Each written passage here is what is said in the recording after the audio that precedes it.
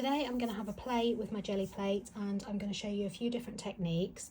The first thing I've done is chosen a colour palette. So I'm using Sarah Renee Clark's colour palette picker, and I downloaded this on my iPad. You can also, they're available as cards as well.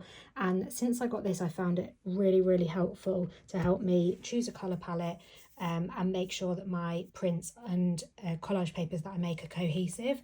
In the past, I've just kind of picked whichever colours that I fancied, and that's been absolutely fine. But I quite like doing it this way and having a more cohesive colour palette. So I've gone with this one that you can see here, and I've picked out the paints to reflect these ones as best I can, depending on what I have in my stash.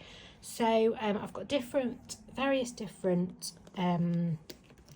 makes. And I also just wanted to mention, in my last video I was talking about how you know if the paints are transparent or opaque or semi-opaque. So obviously I can only show you on the ones that I've got here, but on the paint bottle usually there is somewhere that tells you. So on these Winsor and Newton paints, these are the Galleria ones, I think they're kind of like student grade. There's a little square at the bottom. If the square is open, it means it's transparent. If it's half filled in, it means it's semi-opaque. And if the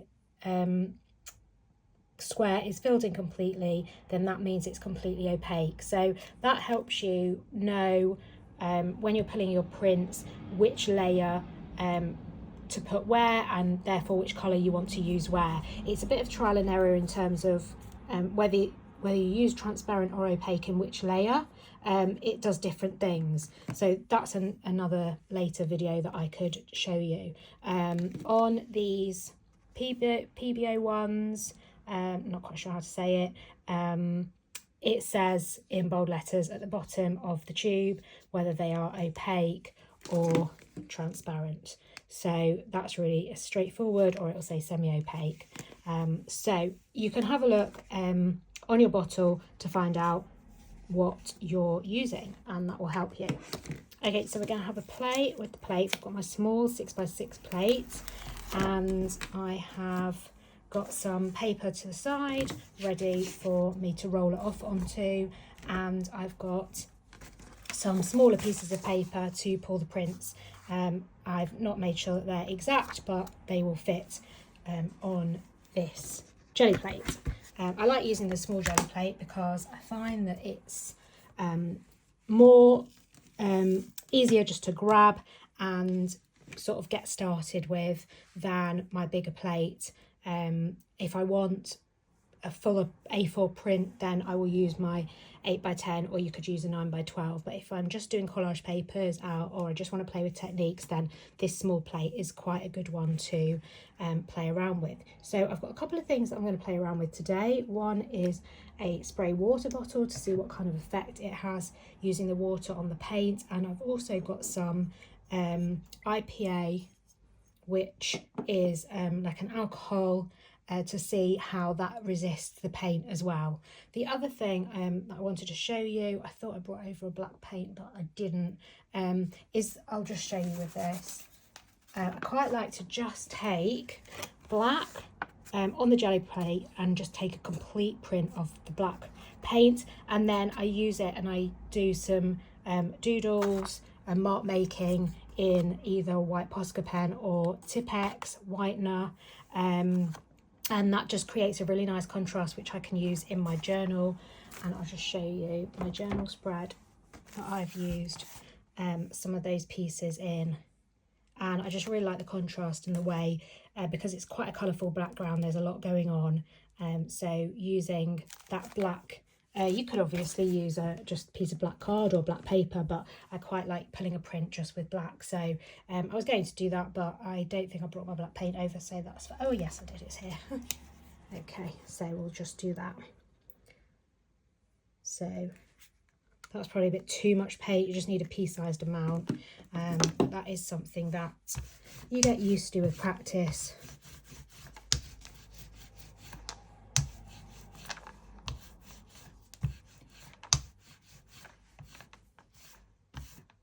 And I'm just rolling some of this paint off on the side. also makes really nice collage paper. I'm just going to take a bit off here, and there's something there, but that will just come up in the print.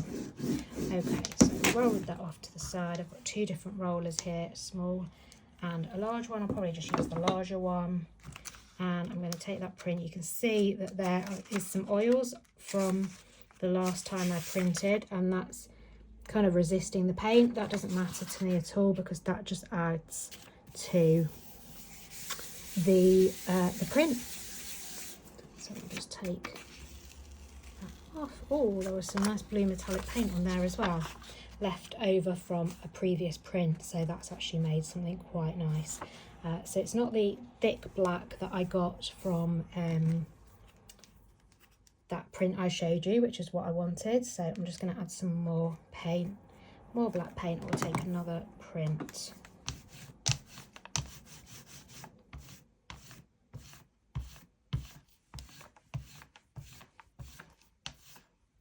And I can see that there's still some blue metallic paint on there.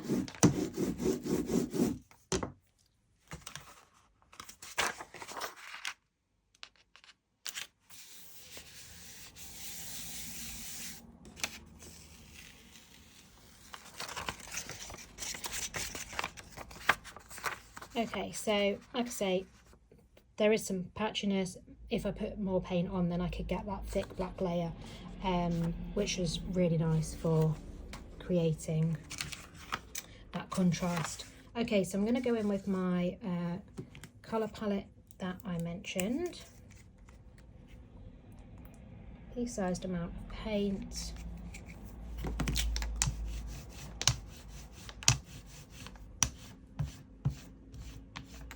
And this is a really transparent colour, so it's very, very nice. I'm going to take my paintbrush, dip it in the IPA and the alcohol, and then I'm just going to let that drip, and it's going to react with the paint, creating some really nice texture.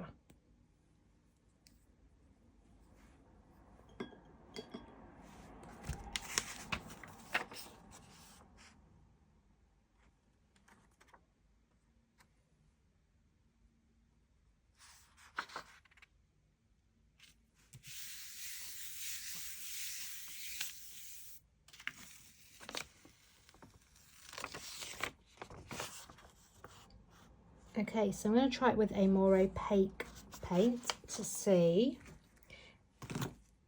Now, most of mine are transparent, so let's try this burnt umber and see if that's more opaque. Oh, the blue is opaque. Okay, and see if it has more of an effect.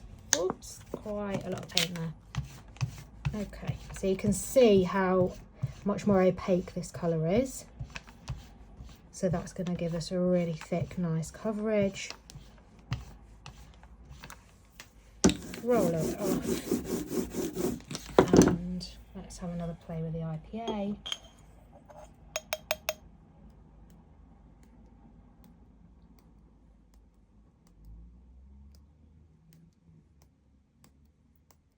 I probably need to sit and let this dry. I was trying to not have to edit the video, but I'm going to pause it while I let it dry. Okay, I'm going to try taking a print now, see what happens.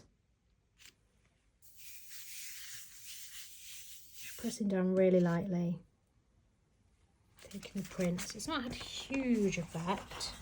I think maybe I probably needed to let it dry even more.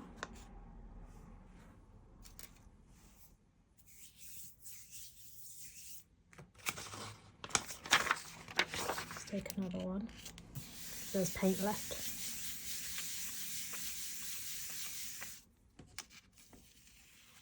Okay, that's quite, it's a bit of a better print there. I mean, we're just experimenting all the time with these. You just never know what you're going to get, and everything will be used. It's all going to be useful. Okay, so I've just gone in with two different colours, and I'm just going to roll them out.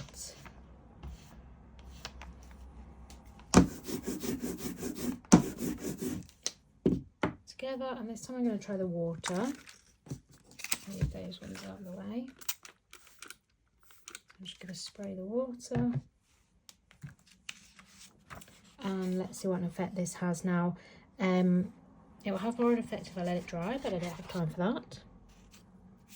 So it might not do anything. We'll have a look. Oh, interesting. Okay, so you can see now that I've taken some of the paint and the water away that it is reacting. So each time I take a print, it's going to be quite different.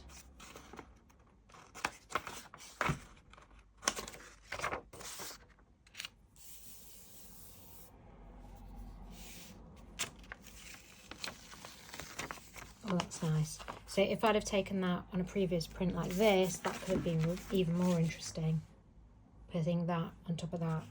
So if we take this previous print and just see what it can pick up that's left. I'm just going to apply a bit more pressure.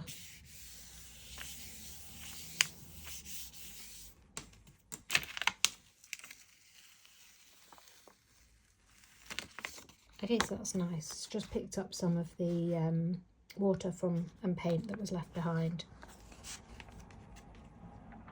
Okay, so I think with these techniques you probably do need to leave the plate to dry and then pick up with maybe another layer of paint once it's dry. I don't have time to do that now, so that's something that I will try again.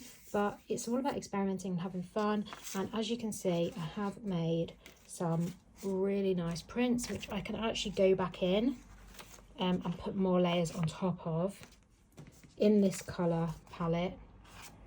So I've made 1, 2, 3, 4, 5, oops,